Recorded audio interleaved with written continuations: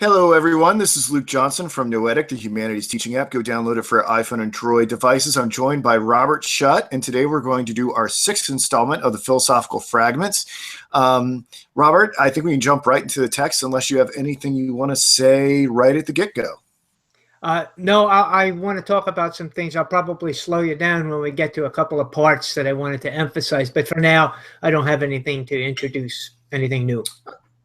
Okay, fantastic. Well, we'll just jump right into it. Today, we'll be covering the appendix from chapter 3. It's called The Paradox and the Offended Consciousness, and in parentheses, an acoustic illusion, which we'll get to a little bit later on. So, Soren Kierkegaard, behind the pseudonym of Johann Climacus, says that if reason and the paradox understand their unlikeness, the encounter is happy. And he will go on to say that he can't really tell us what the nature of this happy passion is between reason and paradox if they understand their unlikeness. He's going to be talking a lot today about what the nature of their misunderstanding is. And I think we need to talk for a second before we can talk about the nature of that misunderstanding, what the unlikeness is between the reason and the paradox. And the way that I understood that was that reason ultimately searches for things that are rationally cognizable, and the paradox, the idea that specifically that the infinite becomes finite from without and a truth is introduced rather than discovered within as it would on a Socratic view, is rationally inscrutable to the reason, frustrates all its attempts to it, and produces what Kierkegaard will say is an unhappy relationship that he gives the name of offense. So, Robert, what do you think about what I've said so far about the unlikeness between reason and the paradox?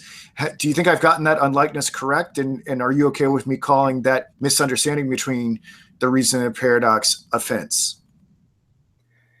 Yeah, I think with you on both counts. I would say that just to emphasize the unlikeness, it's not just something that we see like we see two people and we say, well, they're not like each other, they're different.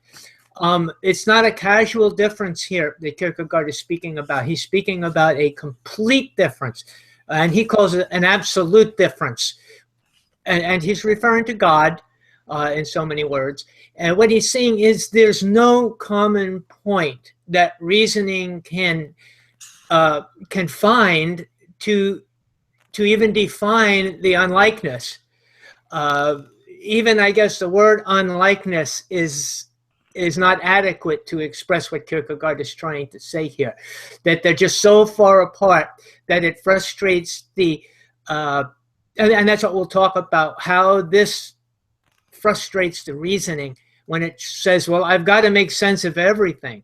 So how does it make sense of something that's so different that even the word unlike isn't sufficient to describe it? And so that's what we're going to be covering today in some fashion. Do you think it's worth discussing at this point the specific sort of qualities that may make the paradox so unlike reason, specifically man's faculty of reason, or what man is essentially identified as reason? I mean, I guess the big thing, right, is we have to ask ourselves, what does the paradox do?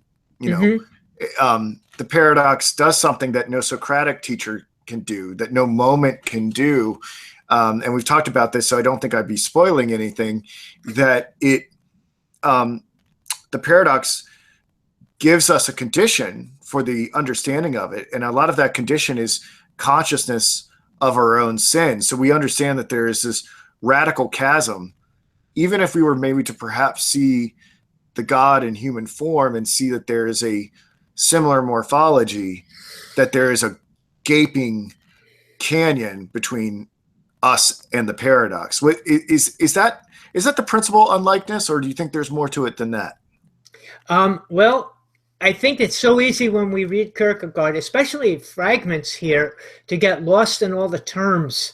So I think it's great that we're discussing some of these terms and see if we can illuminate them, and maybe people suggest to take notes, even if they want to, when we just talk about these terms.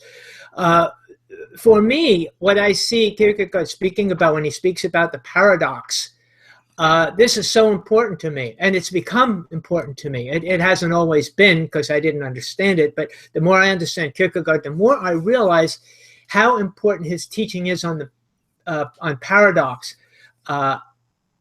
It's so important to faith. It's actually through the paradox that it teaches us about faith, because the paradox demands faith. Not to understand it, but just to even recognize it as a paradox. It teaches us that faith is a necessary part of our psyche, and how important it is to fulfilling our own human potential.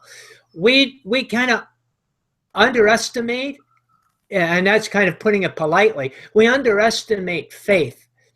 And the more I get into studying paradoxes and faith and the unknown and my own psyche, the more I realize the role of faith is paramount in knowing me as a self, and knowing others, outside me. And I don't think that we give that in our society today. I don't know if any society did, but at least what I know is we don't really exercise faith enough. I think that's what we need to do, is to learn how to recognize faith, how to become more faithful, and to put it up on the pedestal as a value to our psyche, to understanding ourselves. Yes, totally. And I don't think it really matters much here. Kierkegaard in this appendix says that he's not going to name the happy passion when understanding can be reconciled with the paradox, but ultimately it is going to be faith. I don't think we're doing anything by spoiling and giving that away. No. But Kierkegaard sort of leaves us hanging at the end. He's like, "Ooh, what will it be? What is this happy passion that where we don't have this misunderstanding between reason and the paradox?" And if you know anything about Kierkegaard, ultimately the answer is going to come down to faith. So no one should be surprised here. What was really new about this section to me was trying, and Bob, I'm going to need your help on this because it wasn't totally clear to me. He talks about this unhappy relationship between reason and the paradox, and he calls that offense. That wasn't surprising to me at all. But what he says is that all offense is in its deepest root passive. Mm-hmm. And I think I understand why he said it was passive. I try to think about, like, if there's something that wounds you, you are, and then you go into a flurry of activity to sort of heal the wound or cover it up or bandage it or something like that. You are sort of the passive recipient of violence done to you. And maybe that's not the right sort of analogy, but I can understand why there would be some sort of passive offense. The paradox is, in a way, wounding our intellect. And he says this, I thought this was I have maybe 2 or 3 quotes throughout today's lesson that I'll bring up. And here's the first one. He says, whatever be its mode of expression, even when it exultantly celebrates the triumph of its unspirituality, it is always passive. Whether the offended individual sits broken-hearted, staring almost like a beggar at the paradox, paralyzed by his suffering, or he sheathes himself in the armor of derision, pointing the arrows of his wit as if from a distance, he is still passive and near at hand. And I mean, this passage definitely conjured up a lot of individuals, myself at a prior stage, where confronted with the total unlikeness of the paradox, I was either acerbic and sarcastic of people who could believe such things. Nietzsche captivated my attention for a long, long time, and his narrative of Christianity held my attention. Or just being totally stupefied by the confrontation with the paradox. I'm wondering, do you want to elaborate on the passiveness of it at all? Because I think the thing that gets a little troubling for me is that he will go on to say that there is a form of passive offended consciousness, and I get that, as that which is in a response to the paradox. But then he'll also say there's an active offended consciousness, and I was kind of playing around trying to think of maybe some alternatives of what that active thing looks like. But how do you understand that difference between passive and active offended consciousness? And is there anything you could say about passive offended consciousness that may make it more understandable to those listening? Yeah, I think that it's really important. I'm glad you're kind of asking that, because with Kierkegaard, this is something that we really have to understand to continue on. One of the problems that I used to have with Kierkegaard is continuing reading without first understanding what he was saying, and it would just get thicker and thicker for me, and I just kind of got lost. Eventually, I had to just give up and go back and start writing notes on him and saying, what is he talking about? But yeah, I think it's important here in that this offense is passive, and this is critical, because this actually differentiates between Climacus's method and the Socratic method. If the offense was something active, then man could initiate it, and it would come from man. He would be in control of it. But the passivity of it means it's something that happens outside him, to him. Oh. See? So this is why it's so important that he brings this up, and why we understand it now. Because if what he's talking about, the activity side of it is man's will. And so you can't will to have this offense take place. It has to happen to you. It's not in man's control. But so would your understanding make it the case that active offended consciousness is an impossibility? Because he says that, I don't know if you recall this, he says that the active form is too weak to free itself from the cross. And I was like, what? Right. Okay, this is where we're talking about guilt. Okay, there's an active part of this that man becomes guilty. He has a conscience, and he wants to free himself from this guilt. So there's an activity that takes place that man is trying to find a way. How do I free myself from my conscience, from this guilt that's been laid on me? And he struggles with it, but it's so weak because it only leads him up to the crucifixion, where sin is crucified, but not to the resurrection. So what he's trying to say there is that our will is so weak, but it can lead us up to the crucifixion, but no further. So we only know pain. Yeah, we only know pain. We don't know redemption from that pain. Yeah, exactly. Yeah. Bob, I'm not trying to take anything away from you. No, I think that was a really wonderful insight. How were you able to make that connection? Because I think it went over my head. Did you find that in secondary literature, or was that just the preponderance of knowing Kierkegaard? Because it's a very small detail, but I missed that. I think I just found it in I'll say my own experiences and my own thinking, but based upon what Kierkegaard taught me. Really, I mean, it's not any cleverness on my part. I just saw it when he was talking about it, and I put it together with the rest of the things that he says. So, yeah, well, more proof that Bob is smarter than me. No. I'm an accidental teacher. I'm replaceable. I don't know about that. So, what about this? This claim that he makes that the passive form of offended consciousness is active enough to prevent annihilation.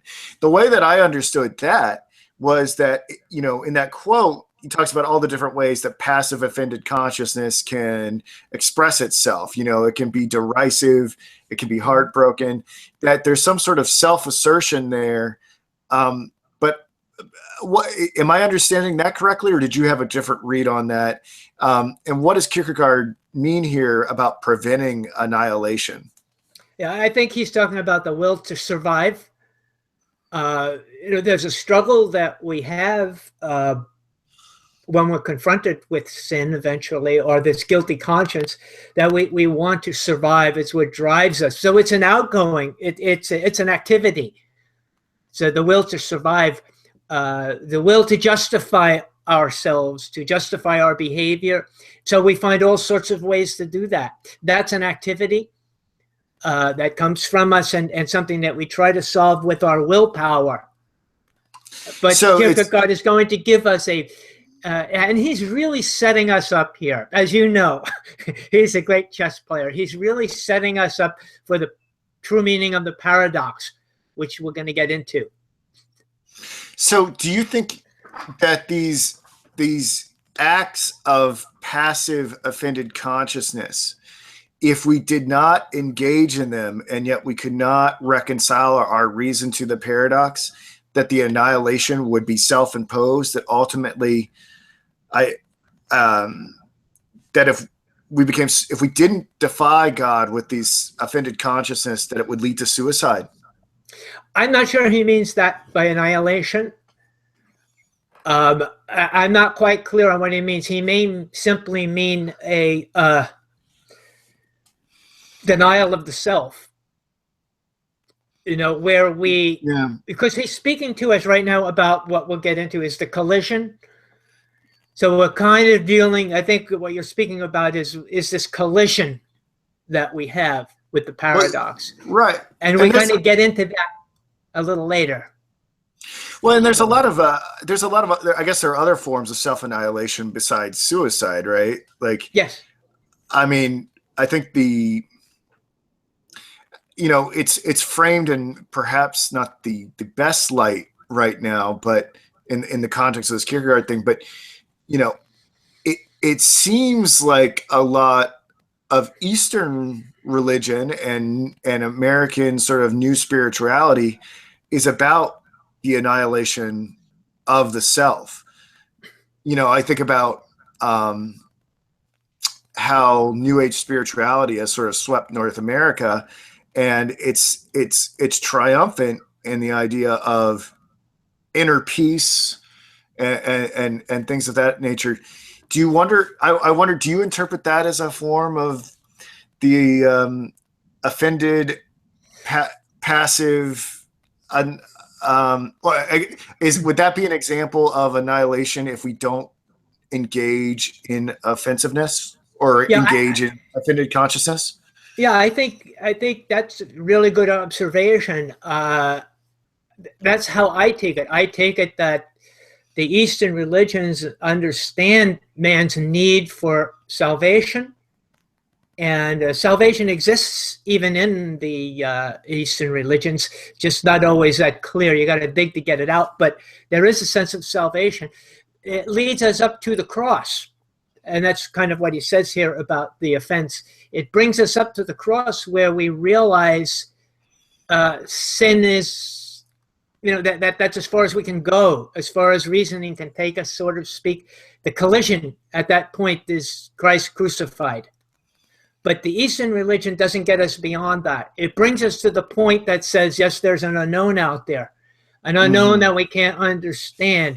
And so they dwell upon that, but can go no further because they're trying to go with the reasoning.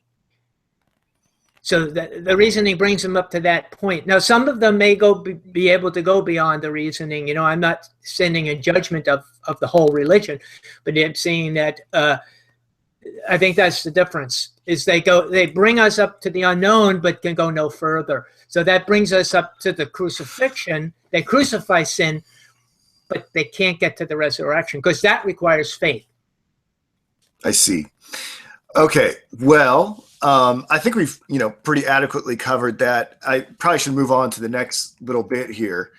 Something that Kierkegaard, in the voice of Johann Climacus, wants to emphasize in this next section, and I believe I may have stumbled upon this when I was doing my little Facebook Live preamble. The job of it here, even as my sugar levels dip, is that Kierkegaard says that in regards to passive offense, it's not reason that makes the discovery. Rather, the paradox does, and the paradox is truth. Offended consciousness may not understand itself, However, it is understood by the paradox. And this would kind of set it up to give us the title for this appendix. The sounds made by offended consciousness are actually echoes of the paradox. Hence why it is an acoustic illusion, why this appendix is named an acoustic illusion. What did you make of all of that? That all this offense to the paradox is really precipitated by the paradox itself, and reason's not really in control. I think one of my concerns about this is what it does to the freedom and agency of the person who may be offended at the prospect of the paradox. What say you about this issue? Yeah, the acoustic illusion is something I had to read many times over to try to understand it. Yeah. This was really a tough little section here. You know what it feels like. You know those Gestalt switch drawings that you look at, like the Wittgenstein duck rabbit, or like the young woman, old woman. Like I feel like that's kind of like philosophically and theologically. I feel like that's what I'm doing. I'm like going between reason and the paradox as much as I can, and the way I look at it, like things start to shift. Yeah, it sounds like what you're doing is you're trying to understand him, Kierkegaard, and this acoustic illusion, but at the same time trying to preserve freedom. Okay, so that's kind of tainting the understanding a little bit. Freedom is a form of rebellion.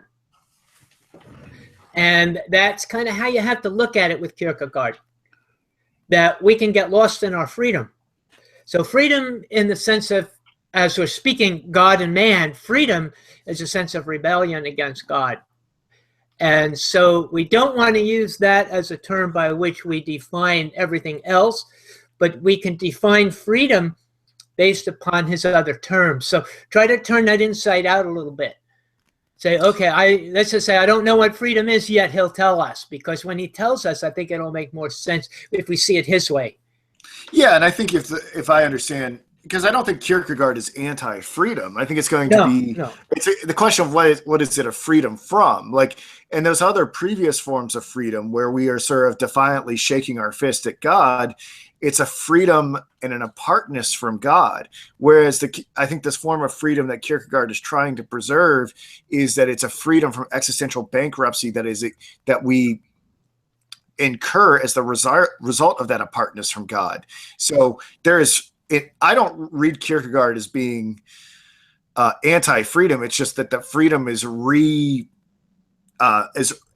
to be rethought in what God frees us from when we rest in Him finally.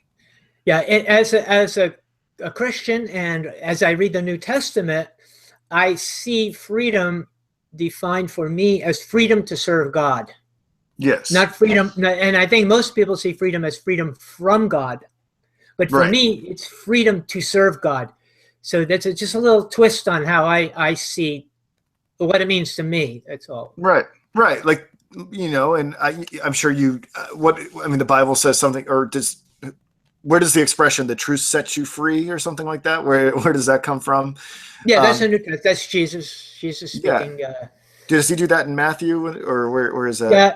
I think it is in Matthew. I'm not positive. I'd have to search for it. Yeah. Yeah, that's okay. Yeah. So let's see here. Do you want to say more about the acoustic illusion, or? Well, do you want to say more about it? It was pretty complicated. What was it that was the conflict within that? In my own little definition, I say here, the reason does not actively discover the moment of offense, but it is paradox that reveals or causes it. The offended consciousness does not understand it.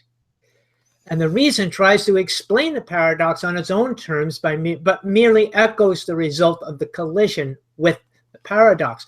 So its response is only evidence of the paradox. That may sound a little complicated, but what I'm trying to say there is that the reason doesn't want to give up, but it's confronted with this paradox. It doesn't know how to define it, but it's actually the paradox who's determining what's happening. But the consciousness is saying, I'm going to explain it in my terms, but its terms are really a result of the paradox, the power of the paradox having over the reasoning. So the reasoning is echoing this in terms of the paradox, because it's really the paradox that's running the show, not the reasoning. Right. And the paradox understands this, whereas reason does not. Reason thinks that it's generating this all itself, whereas the paradox sort of knows completely what's going on, which is sort of interesting. Right. I think I spoke about it earlier in the Facebook Live feed that I did earlier. I likened it to a situation where an older person knows something that an immature person does not. That like an older person, I mean, these are the human analogies that obviously fall apart at a certain point, but that a human, someone who's lived life enough can sort of see things that the person that's processing the information can't even see. Would that help our listeners maybe understand it on some level? I mean, obviously this doesn't work, but yeah, it depends if you're referring to me as the old person and yourself as the young person. Yeah, you're just running circles around me. Someday we'll have to go off script and you just have to tell me all the secrets of life. I don't think I've asked you enough of you. Yeah, I'm not Yoda. Trust me. But yeah, no, I think you're right on there. Okay. What I thought was interesting is he makes this claim that the paradox can be taken as the criterion of itself and of the false. He says it's an indirect proof of the paradox's validity. And I thought that was a little strange to think about, like the fact that reason is sort of freaking out over the paradox. Yeah. It's somehow indirect proof of the paradox's validity. Reason, I suppose, freaks out over a lot of things, and then maybe in time comes to grasp them. Like, I'm sure there were new scientific theories that were introduced to reason and deemed utterly implausible and an offense to reason. But then as time goes on and they're sort of worked out, they become sort of integrated into that which is rational. I'm sure there was a time when individuals fainted when someone proposed that the Earth was round or not flat, I should say, or right. That the Earth orbited the sun rather than the other way around. I guess what I'm trying to say is just because something offends reason doesn't necessarily establish its validity. I mean, what did you make of that claim there, or am I making a mountain out of a molehill? No, I think what he's saying is that it's evidence. It's not proof. I think it's evidence. I'm not sure. Does he use the word proof or evidence there? I don't have the quote with me in front of me. My notes say indirect proof. Yeah, and I would say indirect proof. What's an indirect proof, right? Yeah. I think he's in between making his points here, and I think that's how we have to take that. I don't think it's, of course not. It's not proof of anything, because you're absolutely right. But I think he's saying if we follow him, if we follow Kierkegaard here, he'll.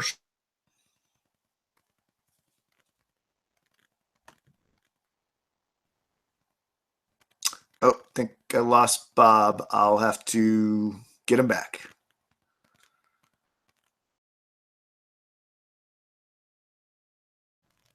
Hey, Robert, welcome back. We're having a few technical difficulties, so we're going to try to get through the rest of this section as fast and as rigorously as possible. Where we left off before our difficulty, we were talking about the indirect proof that offense can offer of the paradox's validity. And again, this offense is just a mistaken reckoning when the paradox repels and thrusts aside. But again, and I think maybe Robert's already sort of cleared this up of the difference between active and passive offense. Kierkegaard gives us this quotation that I thought was interesting. The more profound the passion with which the offended consciousness, active or passive, expresses itself, the more apparent it is how much it owes to the paradox. I think we've discussed that in adequate detail. Would you like to say anything about that particular quote? Did that quote jump out to you at all, Robert? Yeah, it's meaningful to me. I'm not sure I could make it any clearer than the quote is that I think what we said before is that the paradox gives evidence of itself through our reaction to it. How we react to it gives evidence that it exists. We might even say, in that sense, proof that it exists. It may not be proof of what it is, but I think it's kind of like we're reacting to something. Right. So it proves that there's something there. So I think he's probably correct in using the term proof. But, so, yeah. You know what I wonder, though, is like how people from other faith traditions could not just use this line of argumentation in the same sort of way, right? Because presumably there are people within Buddhism, Buddhist traditions, Hindu traditions, Islamic traditions, Jewish traditions that have offended consciousness as well, right? They deal with it differently. Many try to ignore it. I think if we trace it back and look at it, I think we can see that much of it is trying to be handled by the reason, trying to rationalize it in some way, even though it may give the appearance of being mystical. I think even mystical is part of the reasoning process. It's the reason trying to come up with an idea. How do I identify the difference, this absolute difference? And that's why I think where we run into that offense. But as we look at up to this point, I would agree. Up to this point, I think it's kind of hard to differentiate between, Eastern ideas and other religions and that. But where Kierkegaard is going to take us, and very quickly here, I think we'll see that the solution is quite different. The paradox is really the issue that we get to. The more we try to uncover the significance of the paradox, that what we see here, for them, for the mystic, the paradox is up here. It's the unsolvable, it's the unknowable. But for Kierkegaard, it becomes something. It becomes man. It becomes the learner. It becomes the teacher. This is not in the other religions. So this is where we will differentiate between those who come up to the paradox and realize there is a paradox, but then try to resolve it in one way or another. Whereas for Kierkegaard, the paradox is its own resolution. It has a function as a paradox, not to try to solve it and not even to try to understand it. But the purpose of the paradox is to produce faith. Right. And so that's the interesting thing about this, is that the way that Kierkegaard sets things up is that it makes it the case that the true faith can only happen within one particular religious tradition, right? Like yes. The conclusion of it, yes. But not, I mean, other faiths can be brought up to this point of the paradox. It's just that what will they do with it when they reach the paradox is the question that we have to ask. Right. And I think I think it'd be kind of interesting to see if that claim really holds water, right? He talks about this happy passion where the reason the paradox are reconciled, where the unlikeness is this sort of third entity that occurs where the reason ultimately reins itself in and the paradox gives itself to reason, so that this happy passion can occur and there can be some sort of agreeance between the two. Mm-hmm. Do we see that anywhere else? Do we really see there being this happy passion alone within the Christian condition? Christian tradition. I mean, I think we're sort of predisposed to say yes, but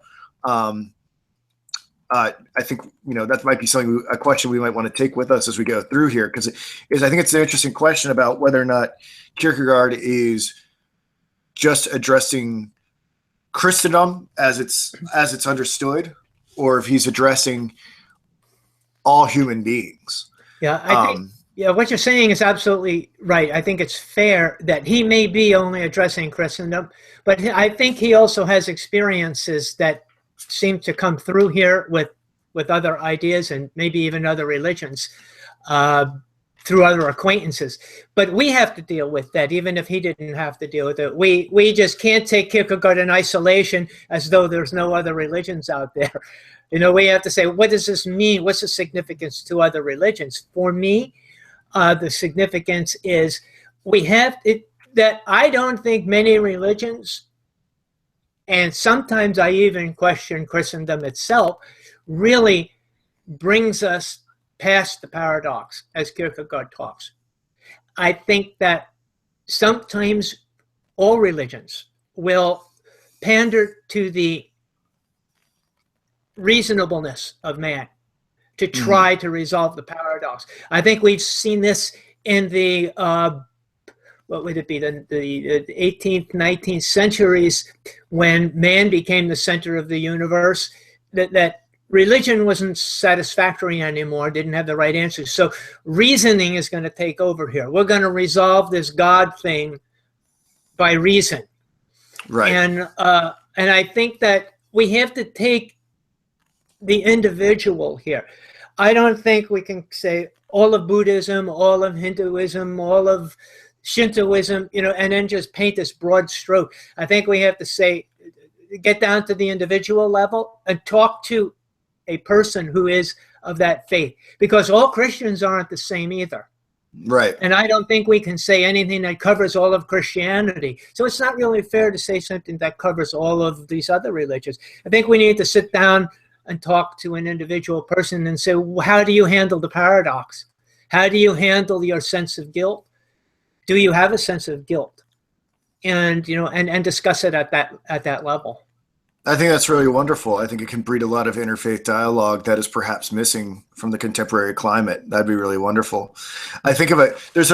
If we ever do the concluding on scientific postscript to the philosophical fragments, I believe there's a passage in there, and I don't know if you can help me out with this, where he asks the question about where is there more truth? Is it sort of within the cultural Christian who does everything he's supposed to within Christendom, or is it within the pagan that prays with all the passion of infinity towards a false god or towards an idol? And he ultimately says that there's more truth with the pagan that prays towards the false god than someone who sort of just goes through the motions within Christendom.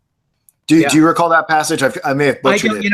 I have not yet read it, but I've heard that passage quoted frequently. That's one of the things that he's notorious for.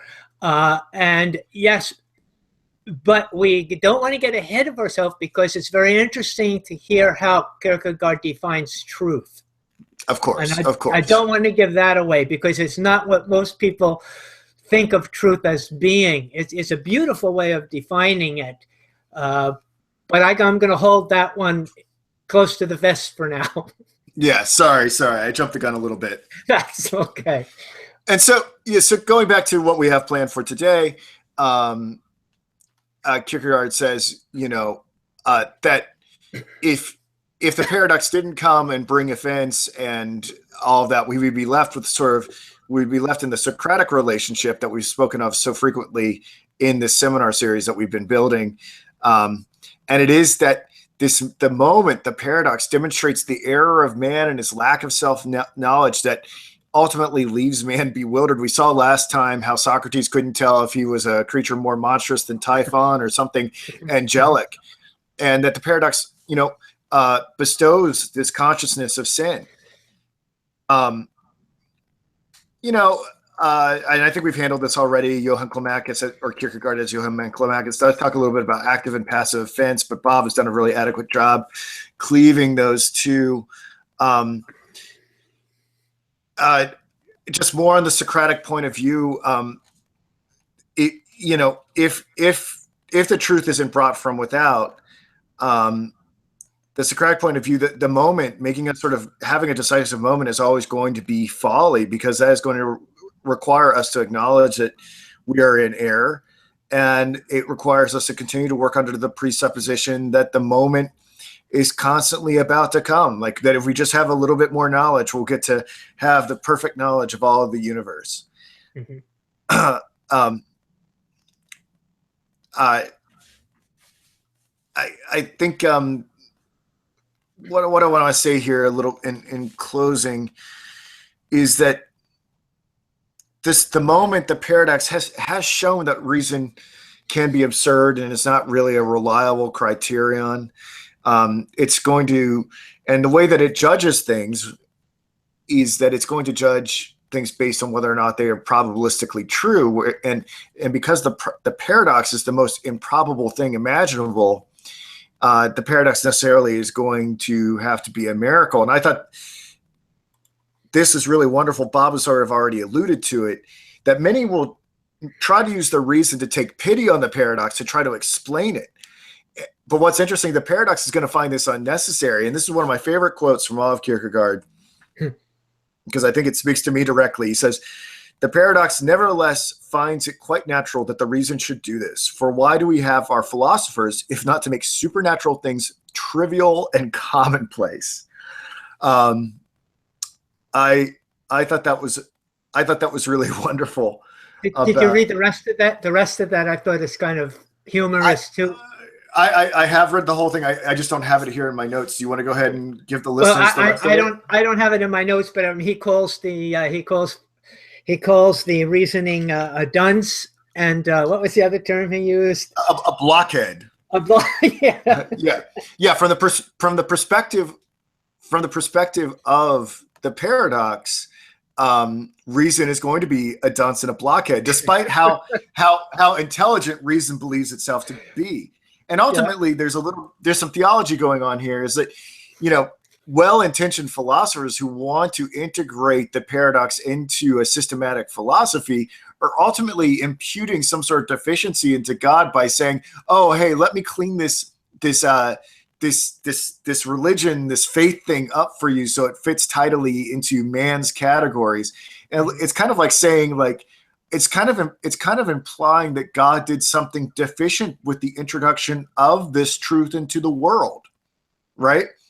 That they have to somehow come to its aid to make it fit into their pre-existing philosophical schema, right? And that's why from the perspective of the paradox, reason is a blockhead and a dunce. That would be kind of like I don't know, maybe mistaking a billionaire for a homeless person and say, "Here's $5, go get a McDonald's meal," or something, right? And the person would just be like, "Do you have no idea who I am?" What's interesting here is that, I don't know, you may not see this because, you may not be familiar with the New Testament as much as I am, but the terms the terms that he uses are very clever. He uses the term offense for the paradox. Now, these are not pleasant terms. I mean, we don't usually use the term offend or offense to explain something beautiful. So he's using this term offense because later on we'll find out, Paul uses the term the offense of the gospel, the offense of Christ, the offense of the crucifixion. So we have a religion in its purity. Our faith, our Christian faith, is an offense. It's not something that's supposed to fit into the world. And the more people tinker with it, like you were saying, the more philosophical people try to turn Christianity into, the less of an offense it becomes. And the more people will welcome it and say, "Well, it's not so bad. I don't really have to believe in those things that bother me. I don't really have to believe in this crucifixion, resurrection stuff. And I don't really have to believe in the man-God idea. I can just believe in the teachings. I can turn him into a Socratic teacher, an accidental teacher." Well, why wouldn't we want that, Bob? Like, I guess what I'm trying to say is, like these I mean, I know the answer, but I don't know. I don't know if the listeners at home know the answer. If they're unfamiliar with Kierkegaard's larger authorship, it sounds like a really great idea if we could make Christianity more philosophically understandable. Like, we would be great intellectual missionaries if we did that. If maybe God can get over himself and allow us to put it into human terms just so we can spread the gospel that much more. But Kierkegaard's going to think that there's something existentially problematic about normalizing the paradox. And maybe we'll take that up later, but do you want to hint at what some of the problems that it might be? We would not be spreading a gospel. We would be spreading a false gospel. To eliminate, and as I was trying to allude to earlier, paradox and faith go hand in hand. Paradox, as we'll see, brings out faith, causes faith in a sense in us. It's kind of the indirect way that paradox creates faith. If we destroy the paradox and solve the paradox, guess what we do? We destroy faith. So, and I agree. I think just to bring it home a little bit more, I mean, I think the thing is that what Kierkegaard's trying to do is trying to make the decision for faith that much more momentous. If it is normalized and we make it as believable as any other fact of science, say, right? That, and think about the passionate interiority one has for, say, the law of gravitation. Yeah, like, I believe in the law of gravitation, but, like, do I care about it? like, is it a truth that I would live and die for? I don't think so. And it's the very problematic nature of the belief in the God-man and the paradox that is linked to faith. Like, Kierkegaard will talk about in other places through the difference between ordinary faith, like believing that, like, when I sit down in my chair, like, it will be able to support my frame, or whatever other laws of gravitation or whatever at work, versus this type of faith that we're talking about here. Mm-hmm. It needs to remain a problem in order for us to really love it in a way. Right. Yeah. It brings us beyond reason, is what he's trying to get us to. But we have to be patient with him. It takes him a long time to build this foundation and bring us to that point. And actually, he doesn't even bring us to faith yet, does he? It's not until next week that we're getting a little ahead of ourselves here. But it's not until next week that he actually brings and says, "Hey, guess what? Like you said, guess what? I'm really talking about faith here." Yeah. Yeah. He leaves off this appendix saying that he'll talk about the happy passion in the next section or the sections to come. So that happy passion is obviously going to be a reconciliation on some level where reason yields itself and the paradox bestows itself. And we'll talk more about those dynamics next week.